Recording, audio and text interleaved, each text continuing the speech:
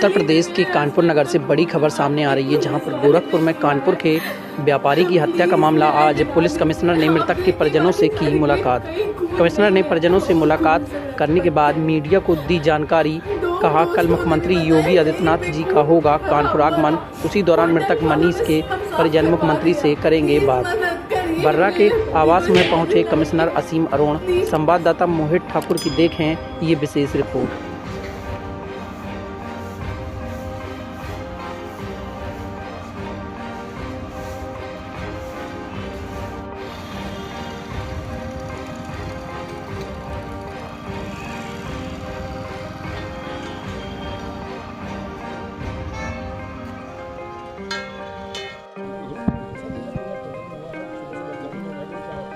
देखिए, ऐसा है कि कानपुर के ही रहने वाले प्रतीक गुप्ता जी गोरखपुर गए हुए थे।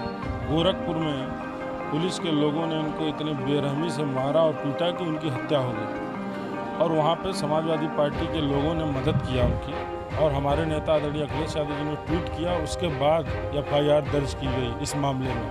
उसके बाद जब मृतक की शरीर बर्रा में स्थित हमारे क्षेत्र में आई तो हम लोग सुबह से यहाँ पर डटे हुए हैं। और मेरा साफ साफ यही कहना है कि भाई, प्रशासन और शासन के लोग ये बताएं कि आखिर प्रतीक गुप्ता का गुनाह क्या था, गलती क्या थी। अगर उसका कोई गुनाह गलती नहीं थी तो फिर पीड़ित परिवार अगर उनसे मदद की गुहार लगा रहा है तो इंसाफ मिलने में इतना देरी क्यों हो रही है। सुबह से प्रशासन यहाँ लगा है। आखिर अगर प्रशासन की लीपापोती की मंशा न होती तो यहाँ पर इतनी तादाद में PSC क्यों खड़ी होती। कानाफूसी हो रही है। मीडिया को इस तमाम जितनी बातचीत हो रही है इससे दूर रखा जा रहा है। और बीच में प्रशासन के लोगों ने प्रयास किया कि ज़बरदस्ती यहाँ से डेड बॉडी को ले जाएं। तो हमारे तमाम कार्यकर्ता हम लोगों ने मिलकर इस बात का विरोध किया। उसके बाद से अभी तक यहाँ पर डेड बॉडी रखी गई है। और मेरा ये मानना है कि इसके पहले भी उत्तर प्रदेश में जितनी इस तरीके की घटनाएँ हुई हैं, एक संजीत अपहरण हत्याकांड को छोड़कर, जहाँ पे सरकार ने एक फूटी कौड़ी की मदद नहीं की, लेकिन तमाम ऐसी घटनाओं में सरकार ने मदद किया है और सरकारी नौकरी भी दी है। तो ये तो पूरी तरीके से आदरणीय पूर्व मंत्री अखिलेश यादव जी ने ट्वीट करके कहा कि ये तो जो मौजूदा सरकार है और मुख्यमंत्री है उनकी ठोकर नीति का कारण है। इतना ज़्यादा मनोबल बढ़ गया है पुलिस के लोगों को, वो गुंडाई कर रहे हैं खुलेआम, किसी भी ऐसे व्यक्ति को मार दे रहे हैं। उसके बाद प्रशासन के लोग लगे हैं उसकी लीपापोती करने में। और देखिए, आज हम लोगों की फ़ोन से बात हुई है लखनऊ, लेकिन आदरणीय राष्ट्रीय अध्यक्ष जी का कन्नौज में प्रोग्राम था। अभी जैसे ही वो फ्री होंगे निश्चित रूप से परिवार से बात करेंगे, क्योंकि सबसे पहले इस मामले को ट्विटर हैंडल से उन्होंने ही शेयर किया कि एक पीड़ित की मदद हो पाए। उसके बाद प्रशासन जागा और मदद हुई है। हम आप लोगों का भी धन्यवाद देना चाहते हैं। आप लोग भीगते हुए भी सुबह से यहाँ पर लगातार खड़े हैं। आप भी यही चाहते हैं कि परिवार को न्याय मिले। और सीधी बात है कि या तो प्रशासन और शासन के लोग ये बताएं कि मनीष गुप्ता जी का गुनाह क्या था। अगर गुनाह कुछ नहीं था तो आज उनका एक 4 साल का बच्चा है, उनकी पत्नी है, वो अपना जीविकोपार्जन कैसे करेगी। इस पर सरकार को सीधे निर्णय लेना चाहिए।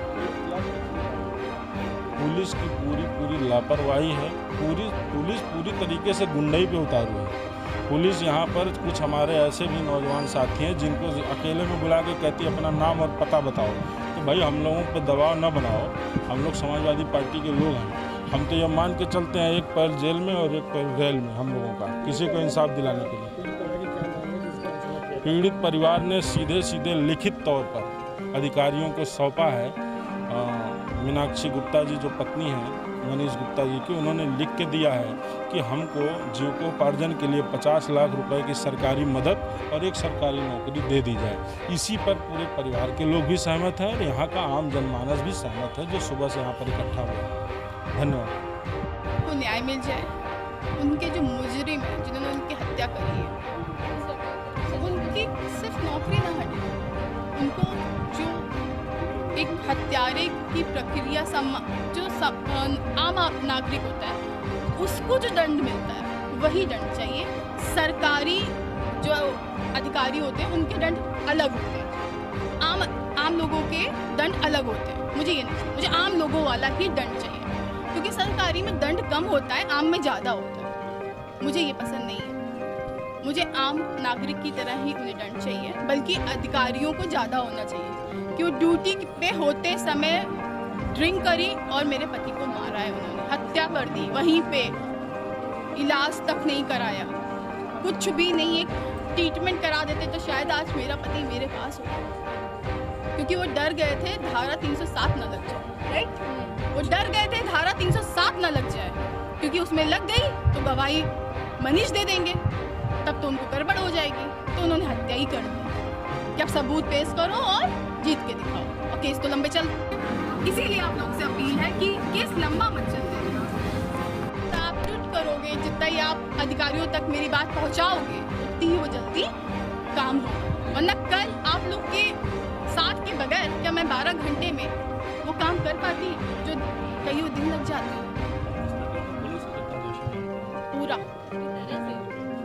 पूरा ये तो क्वेश्चन ही नहीं होना चाहिए। पुलिस ने ही,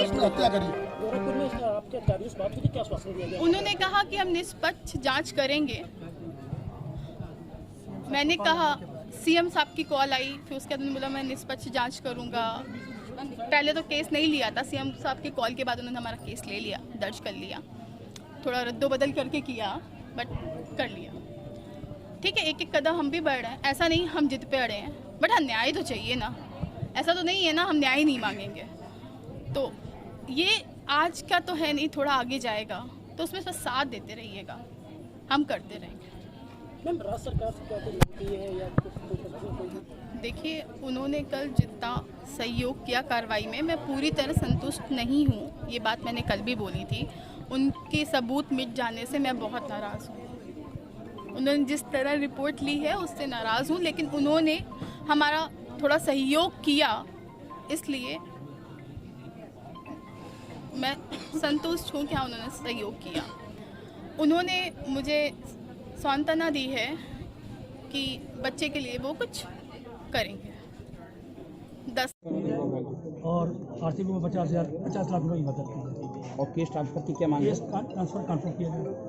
ऐसा क्यों केस ट्रांसफर की मांग क्यों कर रहे हैं? केस ट्रांसफर के बाद हम पैरवी नहीं कर पाएंगे, जा पाएंगे वहाँ तक, इसलिए कैसे जाएगी? सर बॉडी कब तक नहीं उठेगी अभी? जी, ये बॉडी कब तक नहीं उठेगी? बॉडी की संतुष्ट होगी? बॉडी तो ये तय हुआ कि जब प्रशासन के लोग आए हैं, हमारी बात सुन ले, मुझे आश्वासन दे, तभी तो। जैसे उनकी मांग थी कि हम मुख्यमंत्री से बात करेंगे, तभी हमारा कहना ये था कि प्रशासन के लोगों ने मारा, पुलिस के लोगों ने मारा, तो सरकारी नौकरी की व्यवस्था होती है, जैसे अन्य लोग मरते हैं उनको नौकरी दी जाती है, तो ऐसे ही मारा सरकार के लोगों ने।